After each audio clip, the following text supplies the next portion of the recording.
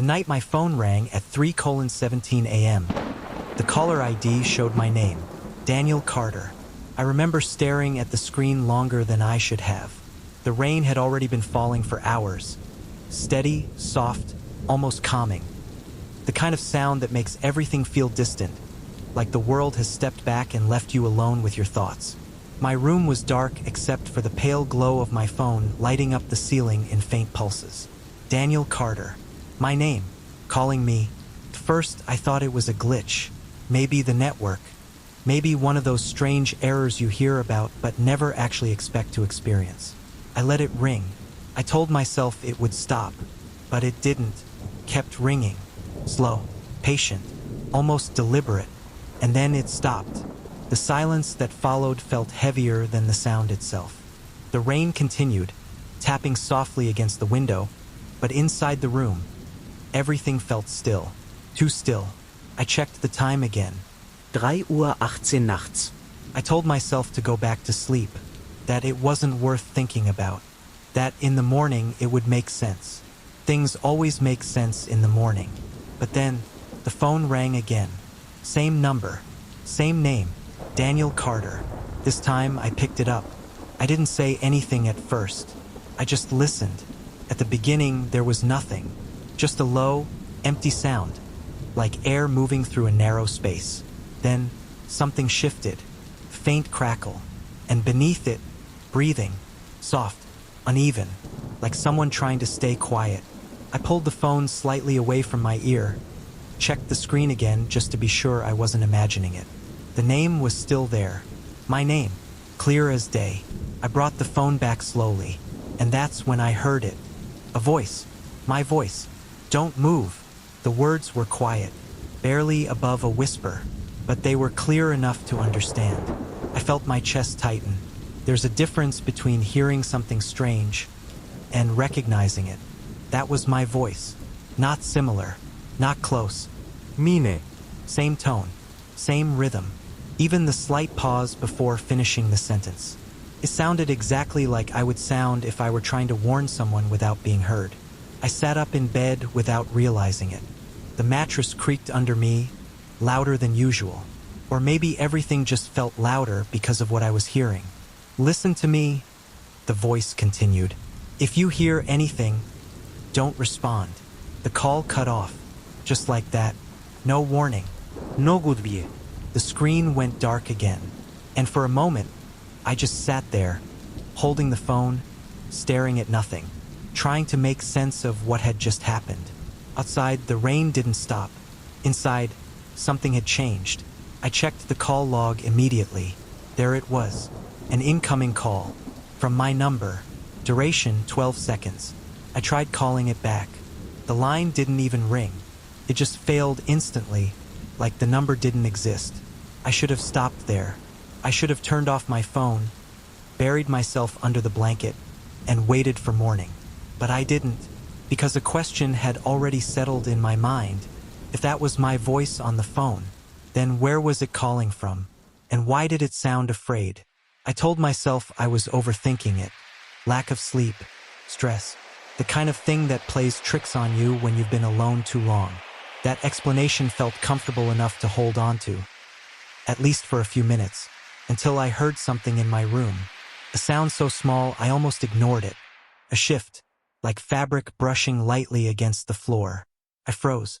My eyes moved slowly toward the corner near the door. Nothing, just darkness. The kind that hides details but still lets you see shapes. I held my breath without meaning to, listening carefully. The rain continued. The clock ticked faintly on the wall. And then, my phone vibrated in my hand. Another call. 3:23 nachts. Same name, Daniel Carter. This time, I didn't hesitate. I answered immediately. You shouldn't have picked up, the voice said. Still mine, still calm, but different now. Closer, more urgent.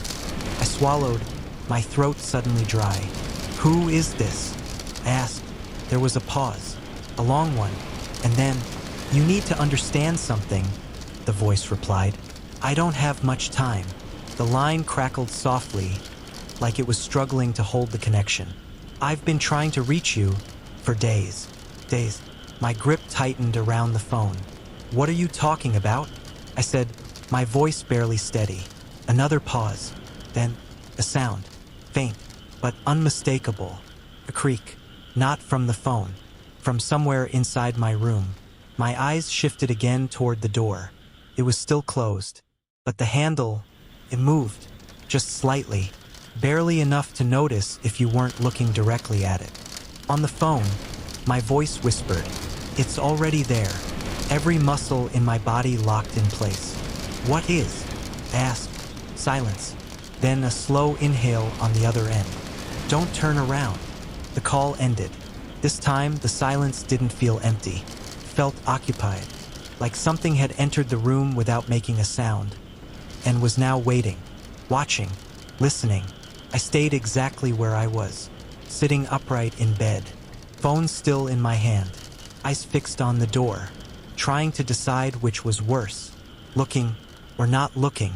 The rain outside grew heavier, pressing against the window in steady waves.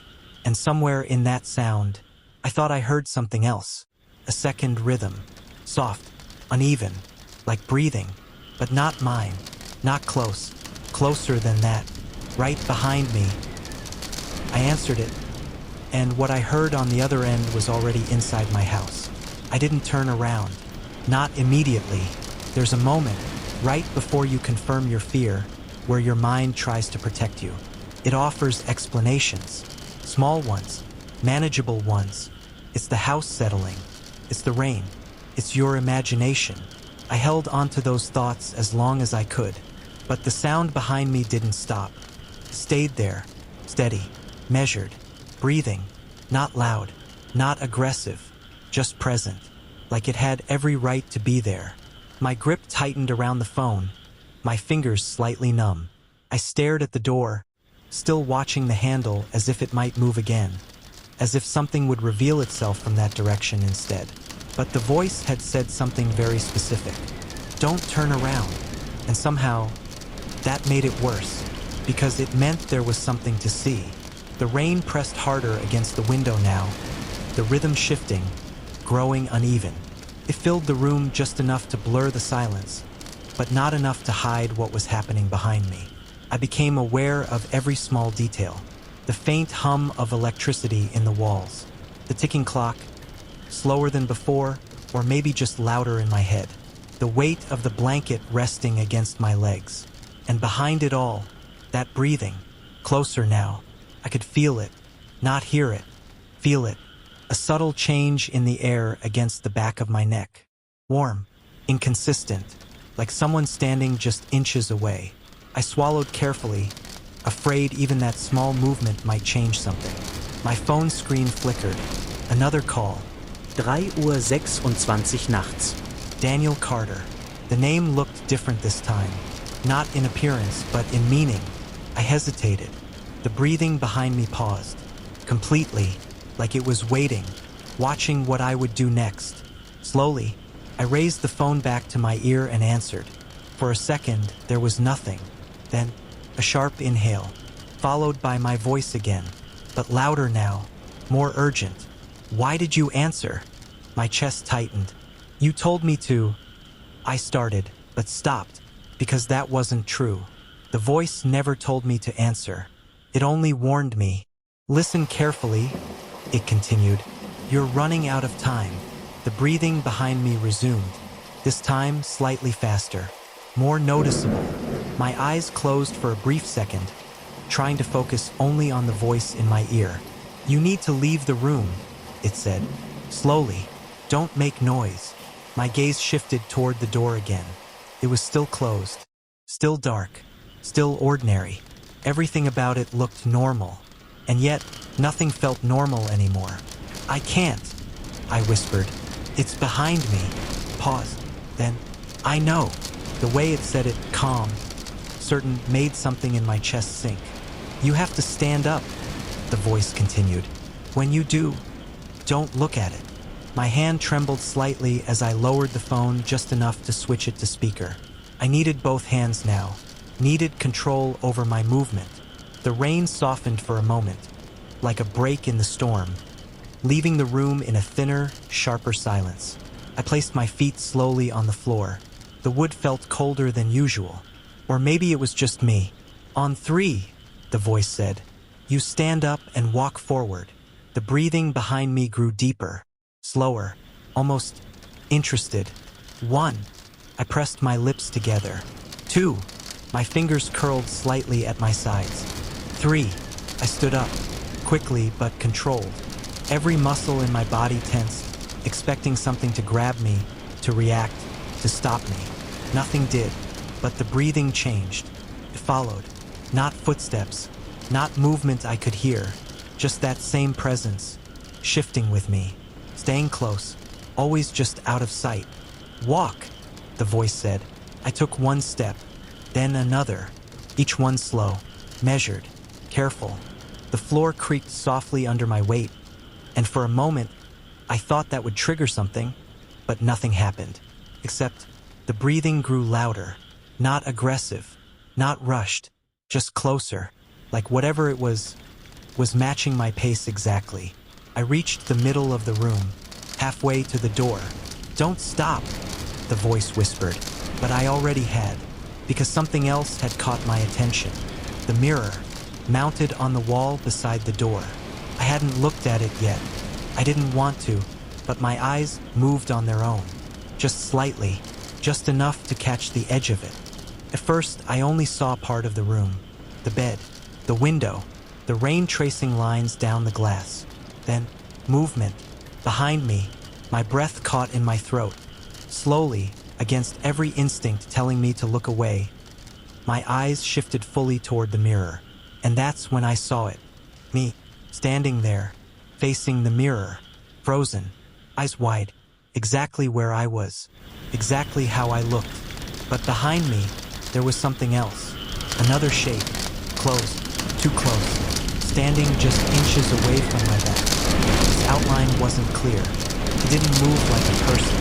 He didn't stand like one either. It leaned, slightly, as if studying me. My heart began to pound harder now, the sound filling my ears. On the phone, my voice broke through, sharper this time. Daniel, don't look. But it was too late, because the thing in the mirror, it noticed, his head tilted, slow, unnatural, and then smiled. Not at the mirror, not at itself, at me. The breathing behind me stopped completely, and for the first time since this started, I realized something I hadn't allowed myself to think about before. Whatever was behind me wasn't following me. It had been waiting for me to see it. This is not the end of the story. If you've watched and listened to the story to this point, comment where you're from and click the subscribe button in order not to miss the part 2.